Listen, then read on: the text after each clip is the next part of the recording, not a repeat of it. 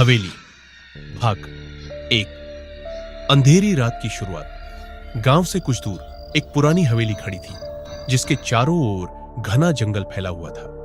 लोग कहते थे कि इस हवेली में बरसों से कोई नहीं गया था। गांव वाले हवेली के बारे में कई कहानियां सुनाते थे, लेकिन कोई भी वहां जाने की हिम्मत नहीं करता था। हवेली की दीवारों पर उग आई बेलें और टूटी फूटी खिड़कियां इस बात की गवाही देती थीं कि वह हवेली कितनी पुरानी और भयानक थी। शाम का समय था। आसमान में काले बादल छा गए थे और हवाओं की सरसराहट से पेड़ झूमने लगे थे। गांव के 3 दोस्त राजू, सतीश और मोहन आपस में बैठकर बातें कर रहे थे।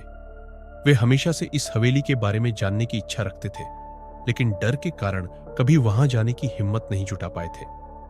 लेकिन उस दिन उन्हें कुछ अलग सा महसूस हो रहा था। शायद वह एक आवारा ख्याल था या फिर कुछ और, लेकिन उन्होंने तय किया कि आज वे हवेली के अंदर जाएंगे। रात होते ही वे तीनों चुपचाप अपने अपने घरों से निकले और गांव के किनारे की ओर बढ़ने लगे। चांद की रोशनी हल्की थी, लेकिन उनके दिलों में उत्सुकता थी। जैसे ही वे हवेली के पास पहुंचे, वे ठिठक गए। हवेली का दरवाजा खुला हुआ था, जैसे वह उनका इंतजार कर रहा हो। राजू ने सबसे पहले कदम आगे बढ़ाया।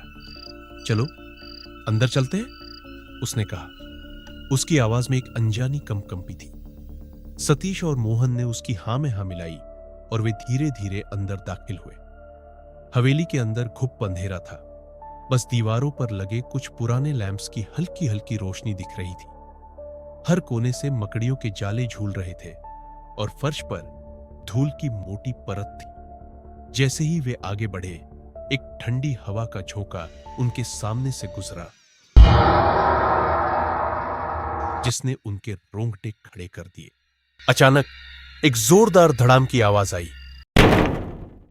तीनों दोस्तों के दिल धक धक करने लगे। वे चारों ओर देखने लगे, लेकिन कुछ भी दिखाई नहीं दिया। राजू ने कहा, यहां कुछ तो है, हमें सावधान रहना होगा। वे धीरे धीरे आगे बढ़ते गए। हर कदम के साथ उनके दिल की धड़कनें तेज होती जा रही थीं। एक कमरे में पहुंचते ही उन्होंने देखा कि वहां एक पुराना झूला पड़ा हुआ था, जो धीमे धीमे हिल रहा था। बिना किसी हवा के झूले का हिलना उन्हें और भी ज्यादा डरा रहा था। मोहन ने घबराते हुए कहा, चलो वापस चलते हैं, ये जगह सही नहीं लग रही। लेकिन सतीश ने उसे रोका। हमने यहां तक आने की हिम्मत की है, अब पीछे नहीं हट सकते। हमें देखना होगा कि यहां क्या है। जैसे ही वे आगे बढ़े, उन्होंने एक दरवाजा देखा जो थोड़ा सा खुला हुआ था। अंदर से हल्की सी रोशनी निकल रही थी।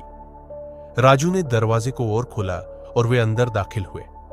कमरे के बीचों बीच एक पुरानी लकड़ी की मेज पड़ी थी, जिस पर एक धूल भरी किताब रखी हुई थी। किताब के चारों ओर मोमबत्तियों का घेरा था, जो धीरे धीरे जल रही थी। सतीश ने किताब को उठाया और उस पर जमी धूल को हटाया। किताब के पहले पन्ने पर कुछ अजीब से संकेत बने हुए थे, जो किसी प्राचीन भाषा में थे। जैसे ही उसने पन्ना पलटा, अचानक कमरे की रोशनी तेज हो गई और हवेली में चारों ओर से चीखें गूंजने लगी।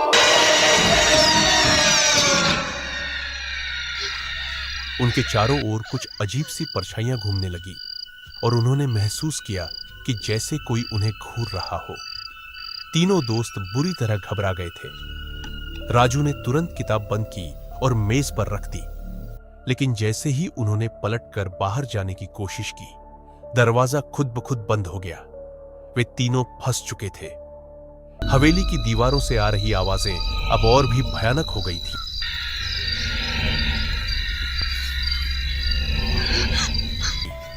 वे समझ नहीं पा रहे थे कि क्या करें।